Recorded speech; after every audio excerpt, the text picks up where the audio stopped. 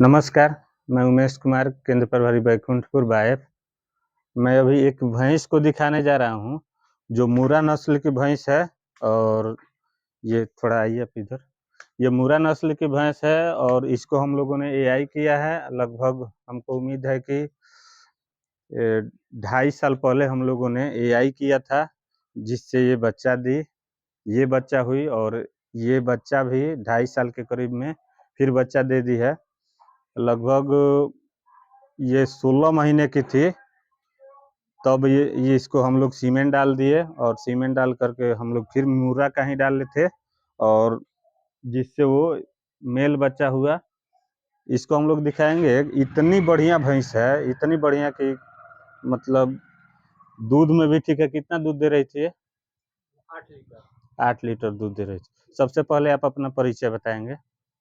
मेरा नाम रामेश्वर कुमार, घर सीसा सरबदर टोला, थाना बैकुंठपुर, जिला गोपालगंज, बिहार के रहने वाले। तो आप ये जानते हैं ये कौन सी नस्ल है? जी। मुर्रा नस्ल है, ठीक जी। है। ये सुदर्शन नाम से एक बुल आता है बाइफ का, हाँ। जिसका हम लोगों ने सीमेंट डाला था। और ये सीमेंट कंसीव भी एक ही बार में कर गई थी। इसकी माँ भी, हाँ। ये भी एक ही बार में कर गई। अपने आप हिट में आई थी, कोई मेडिसिन हम लोगों ने नहीं दिया था। नहीं। और अभी दूध कितना दे रही थी इसके पहले? अभी 7 लीटर दूध दे रही 7 लीटर। हालांकि ये जब बच्चा दी तो बच्चा देते वक्त ही इसको केटोसिस हो गया। केटोसिस होने के दरमियान ये डिस्टर्ब रही। लगभग कितना दिन तक डिस्टर्ब रही? है। लमसम 1 माह। 1 माह तक डिस्टर्ब रही। और 1 माह के बाद ये धीरे धीरे दूध में आने लगी, खाने पीने लगी। और 7 लीटर तक दूध आया था इसका। और फिर जो है एक इसके साथ एक्सीडेंट हो गया। जैसे बगल में कुआं है, उसमें ये गिर गई थी। थोड़ा सा हम कुआं को भी दिखाना चाहेंगे।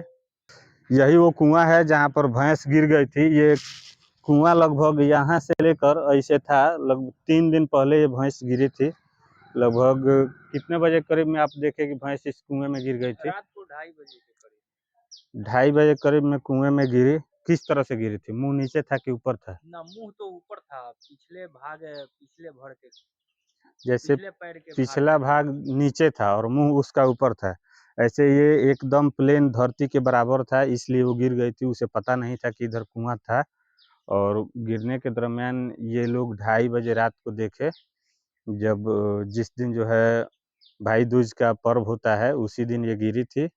जब इधर बाहर निकले लोग भाई दूज का पर्व का को मनाने के लिए, जो उसका फॉर्मेलिटी होता है उसको निभाने के लिए देख आए, तो भैंस का आवाज़ आया, जिसमें इन लोगों को पता चला। और कैसे निकाले आप लोग उसमें से? इसको पहले आकर देखे, उसके बाद जेसीबी बुलाए, जेसीबी से इसको खुदाई कराए, अपने हाथ से किनार को तोड़े और जी। खुदाई करके उसके बाद धीरे धीरे जेसीबी में बेल्ट लगाकर आराम आराम से उसको बाहर। कितना घंटा लग गया लगभग? लमसम हम लोग 3 बजे से लगे लगे सुबह को 8:30 बजे उसको बाहर निकाले। जैसे अब इस पर बात करें तो एक तो भैंस के को बचाने के लिए आप लोगों ने इतना मेहनत किया। इतना मेहनत करने के दरमियान उस जेसीबी का खर्च कितना आया? जेसीबी का खर्च अब समझ लीजिए, जितना घंटा उतना टाइम के अनुसार उसको लगा। फिर भी लमसम मान के चलिए, जेसीबी का खर्च 7-8 हज़ार। 7-8 हज़ार रुपया खर्च लगा इनका जेसीबी से निकलवाने के लिए, केवल भैंस को इसमें से निकाल देने के लिए।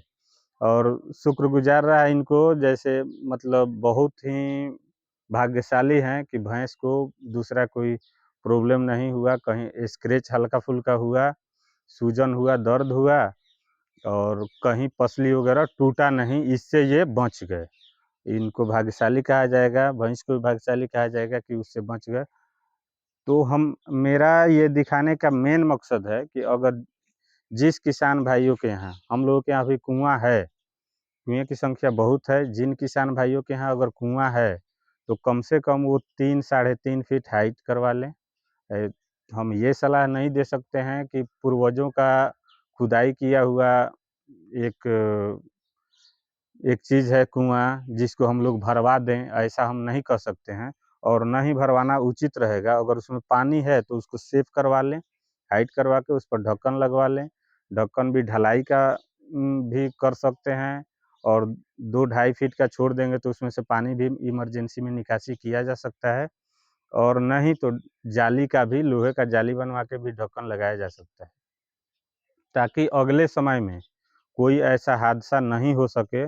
और हो सकता है आज इनके साथ जानवर के साथ हुआ है और किसी बच्चे के साथ हो गया, कोई बुजुर्ग उसमें गिर गया तो और बेहद बढ़ जाएगा। इसलिए इस तरह का सेव कराएं। ऐसे भी बिहार सरकार का एक प्रोग्राम चलता है, जल जीवन हरियाली योजना, उसके तहत भी इसका फंड मिलता है, उससे भी प्रधान, अपने गांव के प्रधान के माध्यम से भी हो जाता है। तो खैर उधर हम नहीं जानते हैं कि कैसे होता है प्रधान के माध्यम से, लेकिन ये होता है, तो अगर उस तरह से कराना चाहते हैं तो करा सकते हैं। और इन्होंने तो ये पूरा भरवा दिया है, हालांकि इसमें पानी भी नहीं था। पानी था? पानी भी नहीं था, इसको भरवा दिए हैं। खैर दलदल था, थोड़ा सा मेहनत किया जाता तो पानी आ जाता। ठीक है, ये तो भरवाना नहीं चाहिए, लेकिन दरवाजे पर था आपके, आप जैसा सूटेबल सोचे हैं वैसा कर दिए हैं, कोई दिक्कत नहीं है। लेकिन ये हम लोगों की पैतृक संपत्ति है, जो कुआं है, आज हम चाह के भी नहीं खुदवा सकते हैं इसको। इसलिए इसको रखना बहुत ज़रूरी है कि आने वाले पीढ़ी को ये मिले कि हमारे पूर्वज ये इस्तेमाल करते थे, पानी पीने में इस्तेमाल करते थे। इसी के साथ हम इस वीडियो को समाप्त कर रहे हैं। तब तक के लिए जय हिंद,